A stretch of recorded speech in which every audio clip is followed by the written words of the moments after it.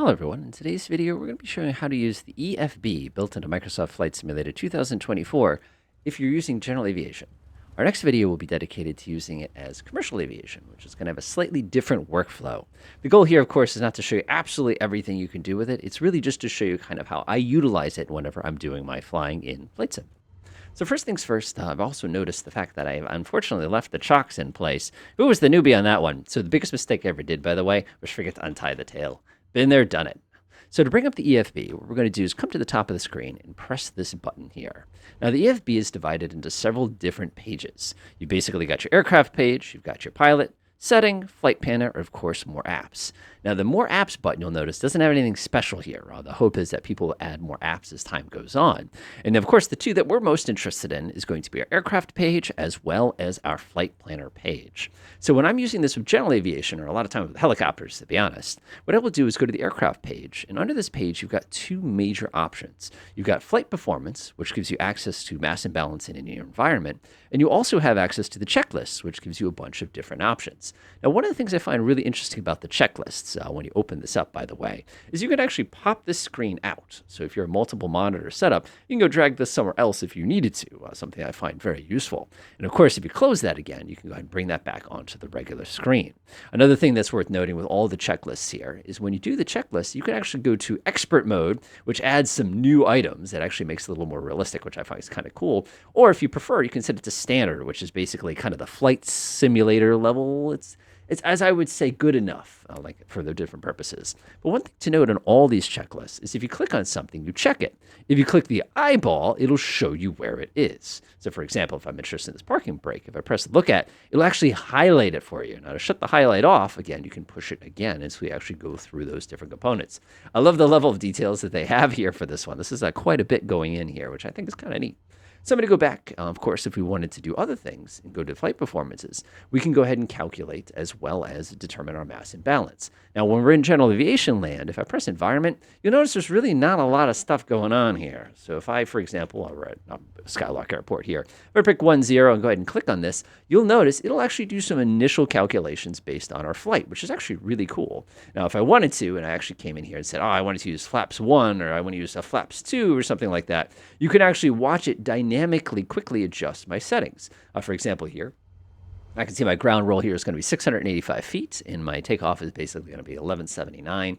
If I press 0 there, basically get rid of the flaps, you can see it adds about 300 feet. Now, the wild thing here is if you actually open up your METAR page, if I switch this to live real fast, it's going to take a few moments to kind of synchronize. The weather today is not particularly pleasant. Like I said, I believe, go ahead and take a look here. Not great. We can actually go flip over to 118.15 and get an idea for that. It's going to take a few minutes to update. But one of the wild things is if you want to see just how much of an impact this can have, well, let's say that I had a wind direction of, we'll do 45. We'll say the wind speed is 15 knots or something like that. You can actually see that it'll go ahead and calculate that to actually show you the change based on what's going on here. And again, if I go back to METAR, it'll run through all its calculations and actually do that, which is a really neat feature. Also, really love the fact that you can go to landing mode. Now, if I, for example, we're going to Hartford, which no duh, and I can actually come in here and actually use it to basically determine. So again, we've got a wind. I would not use that runway. I'd use 29er if the wind is that bad. They actually closed the runway the other day. And one of the things I find very interesting here is you'll notice the fact that it's basically saying it's not safe to land here. Our LDR is not good. Even though our ground roll is only 1,300 feet, it expects basically 3118. And you can also see we actually have a better wind if we were to take a runway 2 here. So if I try runway 2, I can see very clearly just how much landing roll and all that other stuff is going to be set up into here. Now, I'm not going to pretend like this is accurate. I think this would be significantly less. And I'll be honest with you, usually in the real world when I land, I'm stopping before this line here, but that's a different issue. Now, with that all taken care of, I'm going to go ahead and back to mass and balance. And this allows you to basically adjust the different weights you have on your aircraft. So again, I can put people in seats. I can take people out of seats. You simply click on it. For example, that's a bit too much for me. If I were to come in here and backspace that out, and I'll put something a little more reasonable and press enter, don't forget you have to press load an aircraft, or it doesn't actually affect the load of the aircraft. And I think that's kind of neat. Now, one of the things I wish, as you can see, she's riding with me right now. If I were to click on the back seat, let's say add 170 back there. That's pretty heavy. Let's go ahead and add 170 back here, and I press load an aircraft. You'll see now that it counts me as having 4 out of 4 seats loaded, But if you look at the back seat, there's actually nobody sitting back there. It's only affected our gross weight, essentially. Now, if you wanted to fiddle with cargo, notice there's only really 2 cargo positions. This would be the tail. For me, this would be the 15-pound flight bag in the real world. You can set that. Don't forget you have to click the button. But the important one for us is usually going to be the fuel page. Now, you can see here, as we're sitting here, we're running off of our left tank pretty smoothly, and I can tell we're running off the left tank, and I can actually come down here and hit that real fast if I wanted to switch it over. Now, if we wanted to refuel at any time, we could just crank this, load an aircraft, and you can see everything instantly adjust itself. And then lastly, of course, you can see the center of gravity, and it's actually really wild because it gives you an overall position. It'll tell you whether or not it's in the green as well as the acceptable range. That's a bit of a range for a Cessna 172, but hey, I'm not complaining kind of a thing. With all that taken care of, let's go head over to the flight planner page. Now, this, in my opinion, is the coolest part of this EFB that's built in a lovely flight sim here. This is really where you get down to the nuts and bolts. So basically, it's divided into several different pages. Your top page is basically going to be kind of the route. Next page is going to be kind of the details. Next one is going to be things for payload calculations, very important to us later in the airliner. Then you have your fuel options. You have your navigation log, which is awesome. This is so cool. And lastly, you have charts, and the charts is awesome, and I will show you exactly how to use those in a second. So let's go ahead and go through the motions here. Let's say we're doing a flight. We're going from 7 Bravo 6. We can pick our runway. Obviously, we're picking on 10 based on the wind. Actually, no, we're taking 28 based on the wind. My apologies. Bam, 28. We can pick a departure. There's no departure here. Again, when we do airliner stuff, this is going to be different. En route waypoints, we'll add 1 today just to make it easy. We'll do Hartford, which is the VOR there. I'll go ahead and dial it in. Don't forget to click the add button or nothing will happen. After we do that, we can come down here to destination airports. We're going to Groton, New London today. Press that button. 33 is not a bad runway for us. And again, if we wanted to, we could even add an approach. And I'm going to intentionally do that. Now, one of the things I love is when you click on add approach, you actually can bring up this little menu here and decide what makes most sense to you. By the way, if this disorients you, one of the things you can do is you can press this button and actually do vertical orientation, which unfortunately is not what I wanted at all. Oh yeah, that would split this thing the other way. My apologies. That's not the button that I wanted to do here. Map settings. There we go. Orientation mode. That's what I was looking for. North up, just for my sanity. Don't forget that. Much better. Thank you. So we'll come back up here, click add approach, and you'll see it is now oriented north up, which just visually for me is easier to see.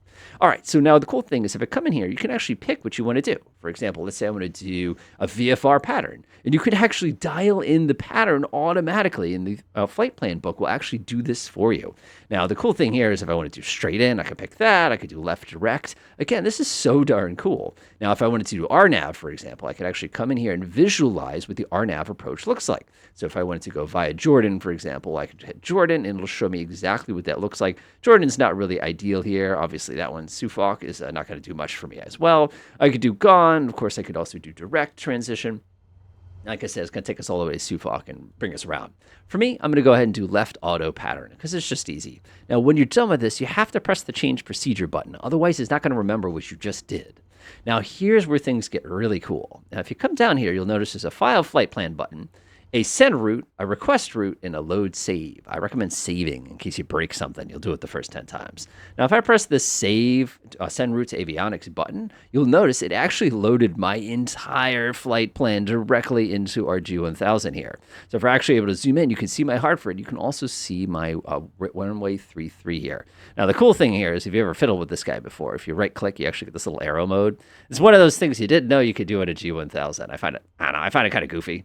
But if you were to come over here like this, you could actually zoom in a little bit just on this destination, and you can see it did not put anything in as far as our approach or anything along those lines, just because basically that was a nice little way to do that. And again, we're not going to worry about that too much, but the fact of the matter is we were able to dial that in right away. Now, one thing I forgot to mention is at the top of the screen, you can actually see, by the way, to get out of this, just right click. To get out of this, one of the things you can do is you can actually come up here and dial in the cruise altitude. So obviously 10,000 feet is way too high for us. So we're going to do 5,500 feet. And again, when I'm done with that, I can just press enter. Again, I don't mind the backspace key. And then if I want to, I can send it to avionics. That's not going to change anything. Like, you're not going to notice that it's suddenly going to say 5,500 feet here or anything along those lines. We actually should be doing 6,500 feet. And if you're wondering why we should do 6,500 feet, we are technically traveling west. I just didn't get a good look. Well, you can't win. You're going to be traveling west than east, so there's really no choice. So I'm going to send that to the avionics. No big deal. One of the buttons you'll also observe is there's a File Flight Plan with ATC button here. Now, if I press that, you can actually send that in to air traffic control. So if you're actually able to call up Bradley Clearance 127.8, you could actually talk to them and they will know what flight plan that you're actually doing. Now that that's all set, let's take a look at our other flight details. Now, under flight rules, again, since we're flying as just daytime VFR, we can come in here. Obviously, my red airline, we don't have one. You can have some fun up here. Flight number, 64, yo. ATC call sign, please. Has all your flight date information, navigational communication. Now, the interesting thing here is you can see it's got this builder here. If you don't know what these things are, I feel like this is another day, you probably want to go ahead and do a bigger video on this just because there's so much stuff going on here. But for us, we're GPS, so I just hit that one, /G. Transponder, we're mode S. Again, we could be C is the old mode. Mode S is us. Fledged, we're general aviation here. And the reason this is so cool is you could actually go to remarks and you could dial in all the different components and navigations. And obviously for the folks who are doing VATSIM, this is great stuff. And again, you can see kind of all these different components here, depending on what you're doing with a real world flight plan. Most of this is fluff, by the way. Don't worry about it too much. Swinging over to our payload, we can go ahead and see our 0 fuel weight. Passengers, remember we're carrying 4. Based on that goes, we're not carrying any. 3 passengers, I forgot, we're a pilot, so we have that. It'll break down all of your weights for you. Estimated takeoff weights, as you can see, is absolutely garbage. What they're actually referring to is how much you're carrying. That's not how much we totally weigh, because as you know, our 0 fuel weight is quite a bit more. So you just got to kind of be mindful of that. So of course, if I were to press that arrow, it's going to take us back to this page, but that's okay, because we're going to go down to the fuel page next. 5 pounds of taxi fuel sounds good, even though I probably burnt more than that sitting here and talking to you folks. A contingency fuel, I love this. You can actually just come in here and dial in the rule, and it's picked 3 pounds. That's not accurate. So 9, 1/2 of 9 would be 4.5. 4.5. This would be closer to 30 pounds. And again, that would be based on what rules you're following. And the cool thing is you can come in here and dial that in, and it's going to try to do it for you automatically. This is just not going to be accurate. You have to actually do the check.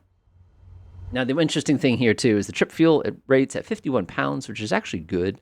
I can actually come in here and say I'm carrying a little extra fuel just in case. And one of the things I find very interesting here is it doesn't matter what you put in here on account of the fact that whatever actually put in on my aircraft page is what is in the plane, regardless of what you actually see here. So kind of keep that in the back of your head as well. I can just do auto, and you can see it sets all that for me. Our next page, of course, is our nav log. You can see it all broken down for me quite nicely. True airspeed of 175. Who are you kidding, my friends? You'd be lucky if you get $1.25 on a good day. There we go. So about a 24-minute flight, about 50 nautical miles on the nose. And then lastly, we have charts. Now, this is so darn cool. But one of the things you'll notice is if you come down here, see this little purple box that appeared? It actually has an info page for the airport we're at. So if I were to go to weather, for example, again, we know METAR because where we're located here. Runways, so for example, I could press runway 28. You can get all the critical information for it. I love how it says bituminous. I get it, it's asphalt. But you also have your frequencies if you had them at this particular airport. There's also a lovely little page here where you can open up and take a look at all the arrivals and departures. Obviously, 7 Bravo 6, you're not going to have a lot of that fun. And then finally, down here on the left, you actually have a whole set of options where you can kind of see like an overview map where you see everything is directly here. And again, if I wanted to preview different approaches and things like that, you could actually press it.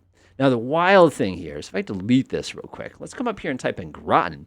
You'll notice Groton now appears down here on our left so that we can actually pin it and take a look at it. So with this page, I can go to weather real quick. I can see all of the weather, and I love how nice and neatly it's broken down. I can check the TAF real quick. Let's see here at 1400. Looks like we have some limited IFR coming. That's not good. Go to runways. You can see where all my headwinds are. You can see 23 is definitely the correct runway today. Look at it, even says recommended. Isn't this so freaking cool?